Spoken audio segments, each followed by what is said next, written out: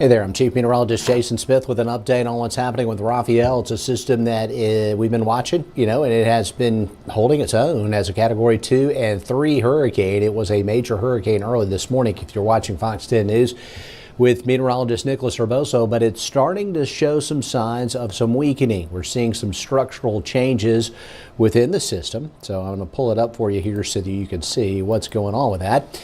And looking at it, it's starting to get that stretched out appearance. It's getting more elongated. It's running into some shear. And where we're seeing it struggle is really happening in two locations as we look at the structure of the storm. First of which, we can see that the western side of the storm, the outflow, the high thin clouds on the outside of the storm are not very well formed, and that's because this is it's tracking to the west, and it's running into drier air and some wind shear, so it's starting to affect the upper level outflow. Also, there's mid-level dry air too, and that's getting entrained or pulled into the circulation from the bottom. The thing's spinning counterclockwise and it's wrapping the dry air in. So on the southern flank of it, I'll pull it up here so that you can see it there before I walk out of frame. There you go.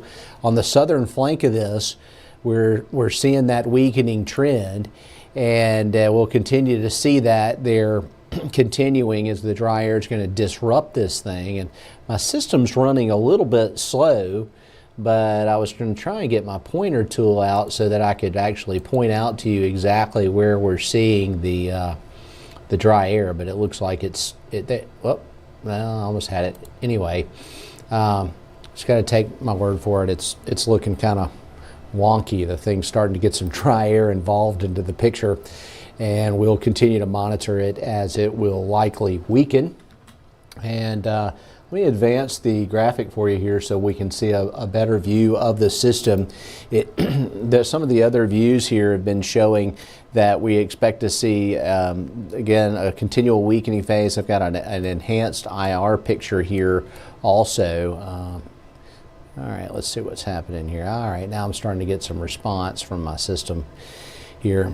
So we expect this to continue to move to the west. We expect it to continue to weaken. It's exhibiting the signs of shear. It's got upper level winds that are unfavorable for development and for strengthening as it works its way to the west. And then we also see a system that is going to be in a drier environment, and the sea surface temperatures are not quite as warm as we had earlier either. This is showing it on the high-res infrared satellite picture here. And as we zoom in a little bit, the center is where the 2 is there, and the lower half of it is kind of missing. We're not seeing as much deep convection. There's still enough going on to keep it as a hurricane, but it's beginning to get disrupted. That's the bottom line. All right, looks like things are moving along with the computer here, so I'll get back on camera here. It's a 100 mile per hour Category 2, pressure 967. It's moving west at 9, and it's going to not make much more progress to the west. It's about to put on the brakes and stall. It will be held in place and in the same spot as it sits there and spins in the same spot. The water temperature is going to be some upwelling, and so that will weaken the system. And then as we track it here, you can see the overall track is going to be to the west and then eventually a drift towards the southwest. As we are looking at that drift to the southwest, you can see the emblems or the icons beginning to change. And what's happening here is it's weakening to a depression and then eventually a remnant low pressure area or a depression as it sinks down into the southwest Gulf of Mexico. So we're not seeing it come our way. We are getting a lot of rough surf and rip currents, but this one is weakening and pulling out of the picture. Look at the models on this thing, pretty crazy looking. Yeah, there's some that bring it to the northern Gulf, but if this thing were to come to the northern Gulf, it would get ripped to pieces by the shear. The jet stream energy is really strong over the top of us. Not good for a tropical system. Really not a good environment as it sinks to the southwest either.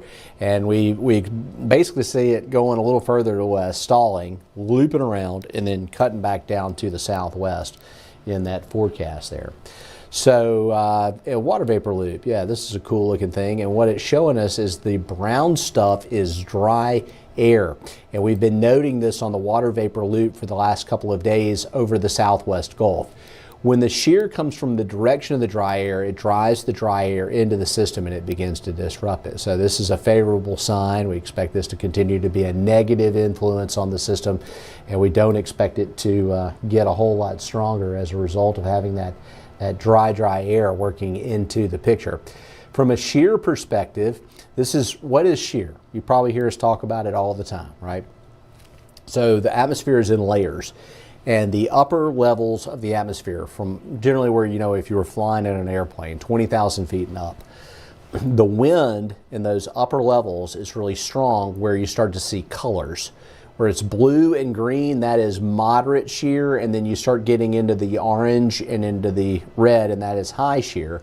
And that is influencing the upper portion of the storm and really a good bit of the storm. You kind of see it kind of circulating towards that shear environment, especially into the weekend on Sunday. So this thing's going to get ripped apart by winds in the upper levels, water temperatures that are not really supportive, and dry air intrusion. So all that is working in a great way to cause for weakening on what is really a tough storm for November. I mean, this was a major hurricane when it hit Cuba.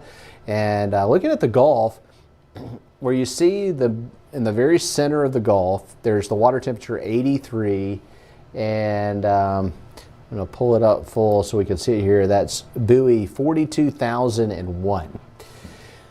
The storm moved across the dark colors earlier. Now it's over some of that lighter orange color. So the water temperatures are not quite as warm as it works its way to the west. That's also going to be a negative factor.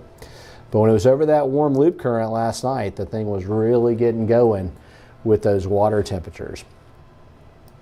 So that's it on Rafael. If you're making weekend plans, we might see a few sprinkles tonight. As we get into your Saturday, we expect to see quiet conditions and not a lot of rain around, but we will have mostly cloudy skies tomorrow and a high of 82. I want to talk about temperatures a little bit here. I'm not getting political, but the earth is getting warmer. And so every month this year has been above average with the exception of January, and January was near normal. This month so far, the first week, we are 13 degrees above normal. If we were to finish out a month 13 degrees above normal, that would be cooking. That would be crazy warm. I don't think that will hold. As we look at the extended forecast, we're still going to be above average through Wednesday and Thursday of next week. So the first half of November we're going to see sky-high temperatures. By Friday, it looks like things will begin to get closer to normal. A normal high for this time of the year is about 70. Normal low is going to be in the upper 40s to near 50. So what's been happening lately has been really crazy warm. Our nights have been about 20 degrees above normal this week. Next week we'll feel a little better in the mornings, and then beyond that, long range, it looks like we'll be cooling down heading into Thanksgiving. So we will see some checks and balances and some cooler air coming in. But the warm trend for 2024 continues, and we'll keep watching this. I'll have more on Rafael on Fox 10 News at 9. We're going to be streaming tonight. So if you're getting us on the Gulf Stream here live or streaming us on Facebook right now, we'll be back at 9 o'clock the same way you're seeing us right now. And if you catch us on YouTube or you're looking at a recorded version of this, you tune in to Fox 10 News at 9 on television, you're not going to see us because we've got a football game on, but we will be streaming. So we will have a newscast for you and an update on hopefully, which is a weaker system. We should be getting a new advisory down on Rafael at 9.